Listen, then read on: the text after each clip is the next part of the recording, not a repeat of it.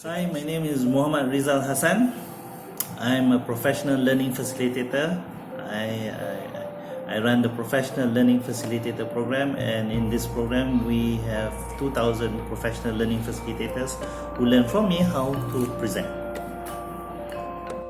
We want to always remember that we don't know everything, yeah, and it's good to be prepared.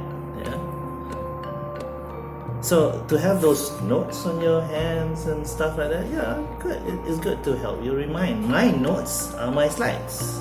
So anything I need to remember is already on my slides.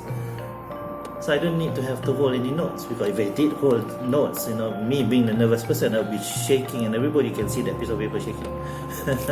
So I put my notes, the things which I need to remember, on my slides. So that helps me keep track to where I am and how long I've already been there, and what else do I need to speak about.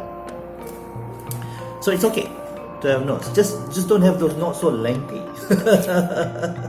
Yeah, small notes covered your hands there, which you can hold. Go ahead. The thing is this: the notes are just helping you to remember.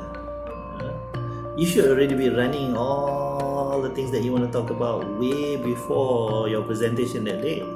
So it's already running in your head. Yeah, those notes are just switches to help you switch on certain points which you may forget. Now, if you forget, even if you do forget, your audience wouldn't know that.